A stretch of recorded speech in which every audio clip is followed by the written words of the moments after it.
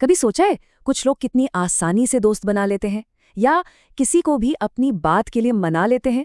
आज हम Dale Carnegie की उसी क्लासिक किताब के पन्ने पलटने वाले हैं जो ठीक यही सब सिखाने का वादा करती है।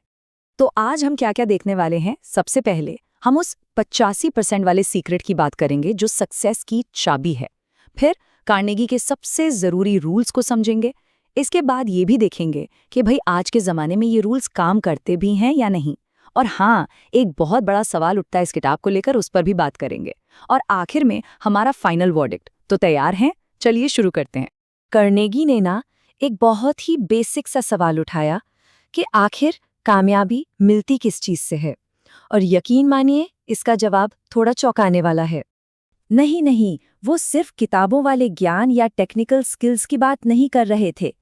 उन्होंने तो असली दुनिया के आंकड़ों को खंगाला, ये समझने के लिए कि बिजनेस में, जिंदगी में आखिर टॉप पर पहुंचता कौन है।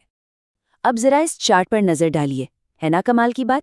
कार्नेगी फाउंडेशन की रिसर्च कहती है कि हमारी फाइनेंशियल सक्सेस में टेक्निकल नॉलेज का हाथ सिर्फ 15% होता है, सिर्फ 15।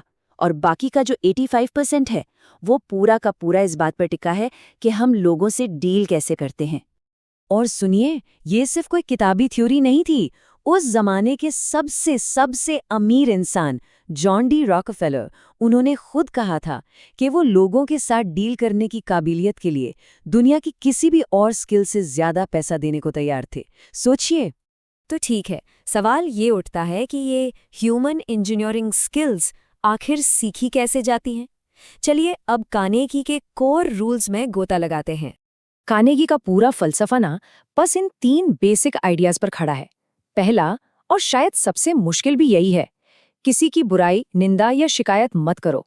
दूसरा, सच्ची दिल से तारीफ करो। और तीसरा, सामने वाले के मन में उस काम को करने की एक जबरदस्त इच्छा पैदा कर दो। सोचने वाली बात है, सही कहा ना? कार्नेगी का लॉजिक सिंपल है। अगर एल कैपोन जैसा खतरनाक क्रिमिनल भी खुद को गलत नहीं मानता था, तो सोचिए एक आम इंसान पर क्रिटिसिज्म का क्या असर होगा। वो बस खुद को बचाने में लग जाएगा और आपसे दूर हो जाएगा, बस। अच्छा, इसके बाद कार्नेगी बताते हैं लोगों का दिल जीतने के 6 तरीके। अब इनमें से कई चीजें तो एकदम कॉमन सेंस वाली लगेंगी, जैसे कि भाई दूसरों में सच में इंटरेस्ट लो, स्माइल करो, अच्छे से बात सुनो। लेकिन कार्नेगी यही तो कहते हैं कि हम सब ये जानते तो हैं, पर असल जिंदगी में करना भूल जाते हैं।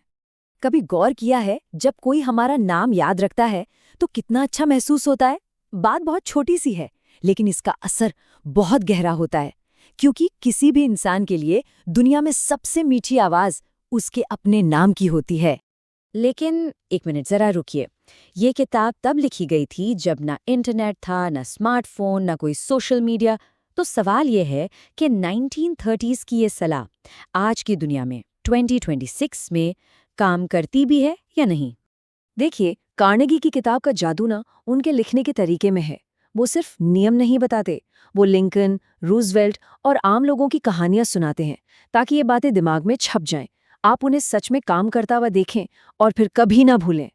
और बस यहीं आकर आज की असली चुनौती खड़ी हो जाती है। स्लैक और जूम की इस दुनिया में हम उन लोगों में सच्ची दिलचस्पी कैसे दिखाएं जिनसे हम शायद असल में कभी मिले ही नहीं।